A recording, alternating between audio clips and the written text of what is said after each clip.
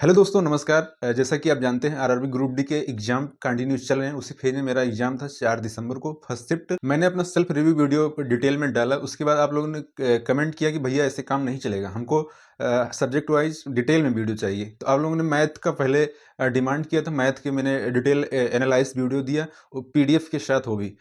उसके बाद जब मैथ का हमने दिया तो आप लोगों ने कमेंट किया कि हमको रीजनिंग का चाहिए। तो मैं रीजनिंग का आज लेके आ चुका हूँ। तो आज इस वीडियो में रीजनिंग के एक एक क्वेश्चन को डीप में एनालाइज जो करके मैं लाया हूँ लैंग्वेज के साथ। बस डेटा अलग रहेंगे, सेम रहेंगे। आप लोगों को मैं बता दूं कि मैं ये कैसे बता पा रहा हूँ। तो मैं आप सभी को क्लियर कर दूं कि जैसे मैं परीक्षा से निकला था, हर चैप्टर के मैंने नाम लिख लिए थे, कितने चैप्टर से कितने क्वेश्चन आ रहे हैं। उसी उसी को देखते हुए मैं हर चैप्टर के एकदम लैंग्वेज डेटा अलग हैं, बस ऐसे क्वेश्चन को मैंने अपने खुद से तैयार किया है। मेरा एग्ज़ाम 20 मिनट पहले ही ख़त्म हो चुका था। मैंने हर एक क्वेश्चन को अच्छे से देखा है, इसलिए मैं आप सभी को बता पा रहा हूँ। तो आप लोग वीडियो को पूरी देखिएगा और हो सके तो अपने दोस्तों में शेयर कीजिएगा।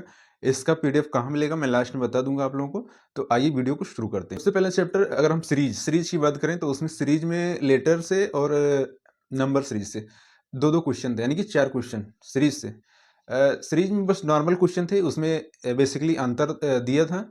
वो लेटर सीरीज में बस अंतर ही दिया था। और नंबर सीरीज में बीच में उसका स्क्वायर का गैप करके दिया था क्वेश्चन, फिर क्वेश्चन मार्क था, उसका आंसर बताना था। तो नंबर सीरीज के भी अच्छे क्वेश्चन थे।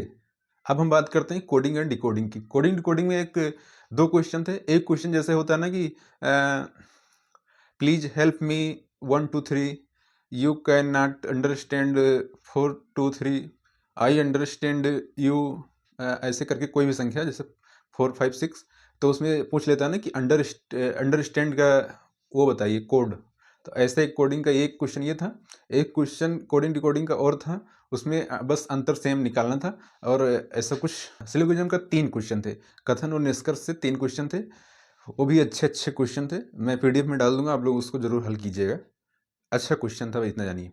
हम बात करें बेन आरेख के चैप्टर की, तो बेन आरेख का एक ऐसा क्वेश्चन था जैसे पुरुष, पिता और माता, इसमें बेन आरेख बताना था। अब हम बात करें अगर ब्लड रिलेशन की, तो ब्लड रिलेशन से 2 क्वेश्चन आए थे। एक क्वेश्चन ये था कि एक महिला एक तस्वीर को देखती है, उसके ओर इशारा करते हुए, फिर उसके माता पिता ऐसे ऐसे करके। एक क्वेश्चन उससे था कि ए प्लस बी का अर्थ है ए बी का पिता है, ए माइनस बी का अर्थ है बी ए की पुत्री है।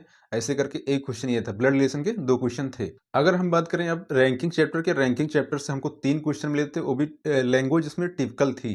आप लोगों को मैं बता दूं, अगर आने वाले शिफ्ट में अगर पेपर है आपका, तो टेक्स्ट बुक पे जाकर सेक्शनल मॉक में दिया है, तो उसमें चैप्टर वाइज दिया है। तो चैप्टर वाइज में रैंकिंग चैप्टर का अलग से दिया है, उसको आप बार बार प्रैक्टिस कर लीजिए जरूर।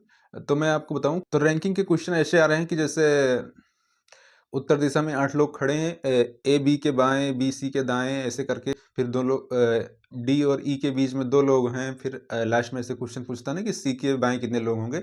एक क्वेश्चन रैंकिंग का ऐसा था। और क्वेश्चन और रैंकिंग का और था कि जैसे एक पंक्ति में कुल 25 लोग हैं, ए इधर से 12वां है और दाएं से 11वां है, तो उनके बीच कितने लोग होंगे, ऐसा ही क्वेश्चन था। एक रैंकिंग का और क्वेश्चन था, मैं पीडीएफ में डाल दूंगा, आप लोग उसको जरूर देख लीजिएगा। अब सिटिंग अरेंजमेंट की बात करें, अगर सिटिंग अरेंजमेंट से 2 क्वेश्चन थे। सिटिंग अरेंजमेंट में एक वृत्ताकार में दिया था, समझ रहे हैं ना। अगर हम बात करें सिटिंग अरेंजमेंट के, तो सिटिंग अरेंजमेंट से 2 क्वेश्चन हमको दिखे थे। उसमें एक क्वेश्चन ऐसा था कि 8 लोग उत्तर के ओर मुख करके बैठे हुए हैं, ए बी सी डी करके दिया था। तो ए बी के दाएं है वो, फिर बी सी के दाएं बैठा है, इनके बीच में 2 लोग बैठे हैं, ऐसे करके एक क्वेश्चन था। और सिटिंग अरेंजमेंट एक क्वेश्चन ये था कि कुल 6 व्यक्ति एक वृत्ताकार मेज में बैठे हैं, तो बी के ए के दाएं, ऐसे करके।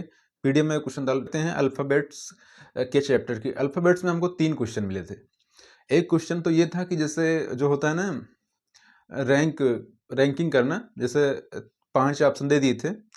जैसे इसमें ना कि रीड हो गया, फिर रोड हो गया, फिर रीडिंग हो गया, फिर रोर हो गया। तो मतलब कौन से शब्द पहले आएंगे, उसके बाद कौन सा आएगा, ऐसे एक क्वेश्चन था अल्फ़ाबेट्स का। अगर 2 क्वेश्चन और हम बात करें, तो 2 क्वेश्चन ऐसे थे जैसे ना कि एक लाइन में प्रतीक देते देते हैं लोगो किसी का, फिर उसमें लेटर दे देंगे, फिर उसमें चिन्ह भी दे देते हैं, लाइन से देते हैं ना, आप लोग देखे होंगे, बाएं से दाएं करके देते हैं। फिर उसके बाद क्वेश्चन पूछते हैं कि ऐसे कितने चिन्ह हैं जिनके बाद कोई संख्या है, या ऐसे कितने अक्षर हैं या चिन्ह हैं कि मतलब उनके पीछे संख्या है, ऐसे करके क्वेश्चन आता था। तो उस 2 क्वेश्चन हमको दिखे थे। अगर हम अब बात करें मिरर के क्वेश्चन की, तो मिरर में एक दर्पण मिरर से आया था, वेरी सिंपल क्वेश्चन था। अब हम बात करते हैं इनइक्वालिटी। इनइक्वालिटी से एक क्वेश्चन दिखा था हमको, ठीक है, बस नॉर्मल क्वेश्चन थे, ज़्यादा डिफिकल्ट नहीं थे। बस उसका चिन्ह पहचान करके बस उसको बता देना था कौन सही है कौन गलत है। एक अर्थमेटिकल ऑपरेशन से एक क्वेश्चन आया था कि प्लस को माइनस, माइनस को प्लस, भाग को गुणे, ऐसे करके फिर उसका एक समीकरण दिया होता, उसका मतलब सॉल्व करके उसको बताना था।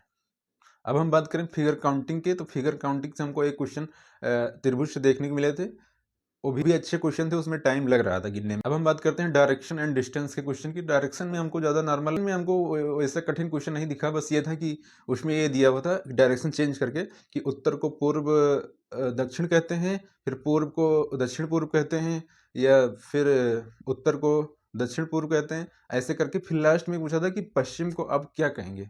यानी कि जो रियल डायरेक्शन होते हैं उसको चेंज करके ऑप्शन दिया गया था, फिर लास्ट में बताना था कि अब मतलब इस डायरेक्शन का कौन सा डायरेक्शन होगा। अब हम बात करें अगर, तो एक पजल के क्वेश्चन थे, और जैसे उसमें एक क्वेश्चन ऐसा था कि अनिल के पास सुनील से इतना अधिक धन है, फिर सुभाष उसमें आता है, सुभाष सुनील से अधिक धन है, फिर और लोगों को जोड़ लीजिए जैसे, तो ऐसे करके फिर लास्ट में पूछा था कि सबसे अधिक धन किसके पास है। ठीक, ये पजल के क्वेश्चन हो गए। अगर हम बात करें अब एनालॉजी चैप्टर की, तो एनालॉजी से हमको दो क्वेश्चन देखने को मिले थे।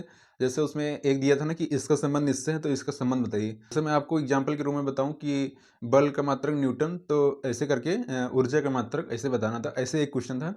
और एक एनालॉजी का ऐसा क्वेश्चन था, उसमें मतलब भिन्नता ढूँढनी थी कि कौन सा ऑप्शन भिन्न है। जैसा है ना कि अभी इंस्ट्रूमेंट का नाम दे दो और बीच में एक फ्रूट का नाम डाल दो, तो ऐसे मतलब भिन्न ऑप्शन ढूँढने थे। तो ये रहे आपके सामने 28 क्वेश्चन हमने जो आपको बताया। 2 क्वेश्चन हमको नहीं याद आ रहा था, इसलिए मैं आपको नहीं बताया। मेरा प्रयास होता है कि मैं रियल चीज़ों पे काम करूं। आप सभी का पिछले दिनों में बहुत अच्छा रिस्पांस रहा। आप लोग अगर कमेंट करेंगे कि भैया इस पीडीएफ का हमको सॉल्व वीडियो चाहिए, तो मैं वो भी मतलब आप लोग को डाल दूंगा। और जो डिफ़िकल्ट टॉपिक हैं उसके अलग से वीडियो चाहिए तो आप लोग बता दीजिएगा, मैं भी उस पे जल्द वीडियो बनाऊंगा। और साइंस करंट के टॉपिक को अगर जानना है या तो मतलब तो भी कमेंट करिए, मैं आप सभी को ज़रूर उस पर प्रयास करूँगा। और आप लोगों को ये पीडीएफ मैं बता दूं तो टेलीग्राम चैनल पर मिल जाएगा, नीचे कमेंट बॉक्स में लिंक है, आप वहां से लिंक क्लिक करके टेलीग्राम ज्वाइन कर लीजिए, वहां पर आपको पीडीएफ मिल जाएगा। और समय समय पर वहां पर क्विज मिलते रहेंगे। तो ऐसे ही आप लोग प्यार दुलार बनाए रखें, और वीडियो से कुछ अच्छा सीखने को मिला हो तो वीडियो को शेयर ज़रूर करें अपने दोस्तों में, और सब्सक्राइब करें, लाइक का बटन ज़रूर दबा दें। मिलते हैं नेक्स्ट वीडियो में, तब तक के लिए जय हिंद।